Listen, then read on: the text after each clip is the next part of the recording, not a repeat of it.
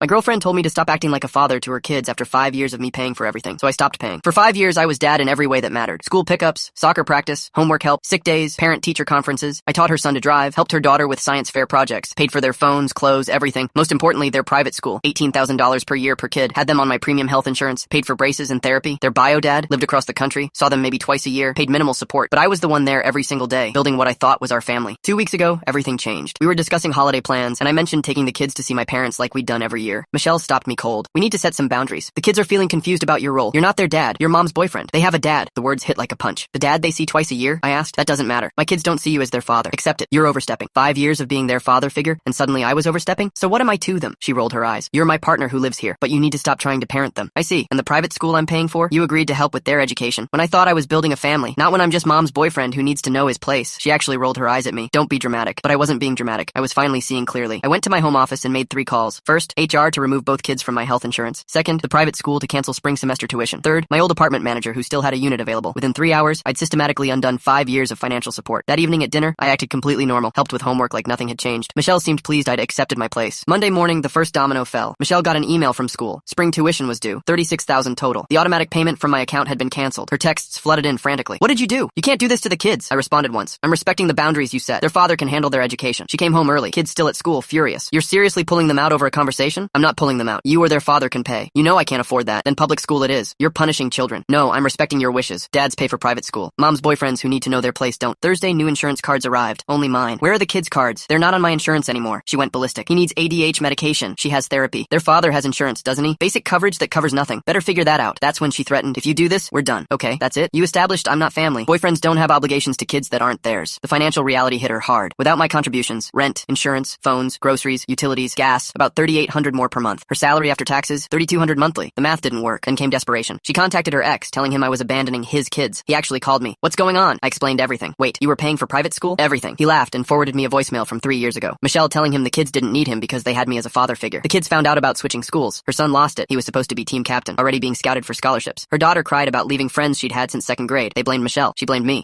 Michelle had to move to a smaller apartment in a worse neighborhood. Both kids struggled in public school. One night, the daughter showed up at my door with a suitcase. Mom says you're not my dad, but you're the only dad I've known. Can I stay? I called Michelle immediately. Come get her. You made it clear I'm not her parent. The girl cried. Why can't I stay with dad? Michelle snapped. He's not your dad. He's more dad than Garrett ever was. But I held firm. Boundaries, right? Ran into Michelle at a coffee shop last week. She looked exhausted, older. The kids miss you. I miss you. We could try again. No, you loved those kids. Past tense. You made sure of that when you told me they weren't mine to love as a father. I made a mistake. You made a choice. Live with it. She texted that night. You destroyed our family. I replied, there was no our family. There was your family, and I was just your boyfriend who needed to know his place. I know my place now. Then I blocked her. Sometimes you don't realize what you have until it's gone, and sometimes by then, it's too late.